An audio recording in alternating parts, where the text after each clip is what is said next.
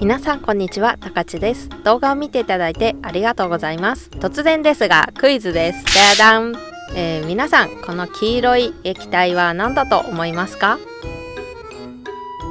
正解は PSB の、失敗作でございます。次こそは絶対に成功させるぞということで成功した第2弾、こちらでございます。見事に真っ赤っかになりました。培養に市販の PSB を使用しましたが、既製品は失敗しやすいことが分かり悔しかったのでたくさん作りました。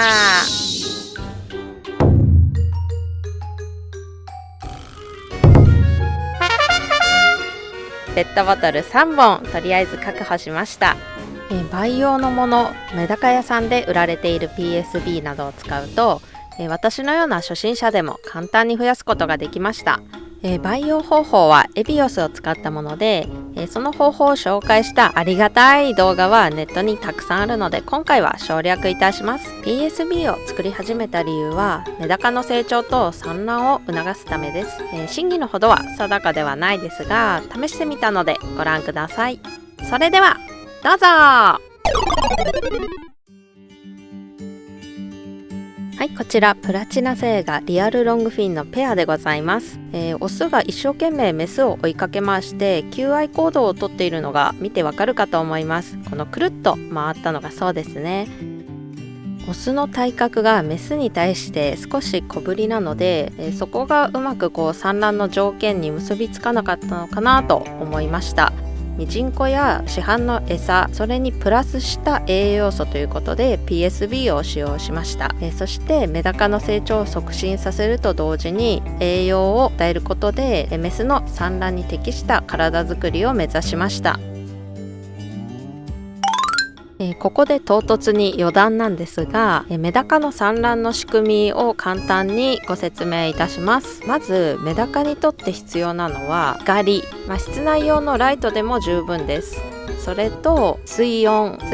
はだいたい25度前後が、産卵に適した水温だと言われています。そしてもう一つは栄養ですね。産卵に栄養をかなり使うのでとても重要になります。まずメダカは紫外線もしくはそのライト、光が当たってるっていうのを体の中で受信するわけですね。そうすると、脳の中の消化腺からさらに脳の奥の脳下垂体というところに、光の指令が伝わります。そうすると卵を大きくさせる、成長させる物質としてゴナドトロピンを分泌しなさいという指令が下ります。そうするとどうなるかって言いますと、これがメスの体内にある卵巣だとします。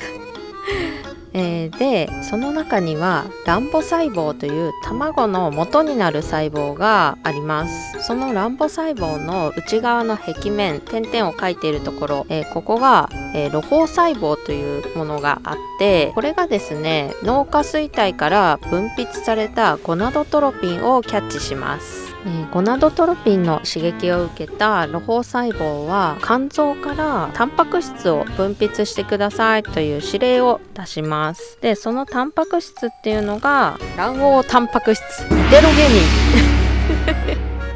ーはい、ということでタンパク質が、露胞細胞を通して、卵母細胞に取り込まれていきます。ここまでの話をまとめると、光を感知した、消化腺が脳下垂体にゴナドトロピンを出しなさいという指令を出して、それが卵巣の中の卵の元になる卵母細胞に分泌されます。ゴナドトロピンを受け取った露胞細胞は、肝臓に、成長するために、タンパク質をください。その指令を受け取った肝臓はタンパク質を分泌します。そうすると、卵母細胞は卵黄を形成しどんどん、成長していきます。ここまでの話を聞くと、じゃあ光をガンガン当てて、ゴナドトロピン作って卵をどんどん大きくできるんじゃないのかなって思うかもしれませんが、それはちょっと違うんですね。人間が睡眠をとるのが大事なようにメダカも、そしてその体内にある卵の卵母細胞ももちろん夜の時間っていうのが大事になってきます。それはなぜかと言いますと、夜の時間になると、光がシャットアウトされて、その光が届かない指令を受けた脳がメラトニンという物質を分泌します。その分泌されたメラトニンの働きっていうのは、卵を大きくする指令の元になるゴナドトロピンを抑制する働きがあるんですよね。じゃあゴナドトロピンで卵大きくなるんだったら、メラトニンのせいで卵が大きくならないんじゃないかって思うかもしれませんが、それは安心してください。メラトニンによってゴナドトロピンの抑制が始まると、卵のあるスイッチが入るんです。そのスイッチとは、卵を第2段階へと成熟させるスイッチです。そのスイッチの正体は成熟有機ホルモン、このホルモンの作用によって卵は排卵可能な卵へと成熟していくんですね。成熟した卵は、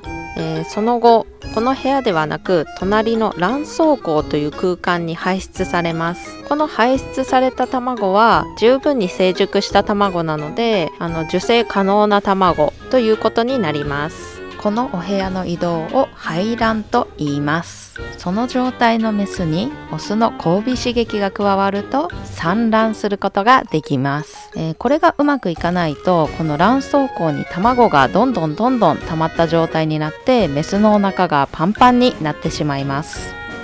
産卵の条件である日照時間なんですが、主に13から14時間が理想だと言われています。もちろんそれ以下の日照時間でも産卵する子はいますので、あくまでも目安としてお考えください。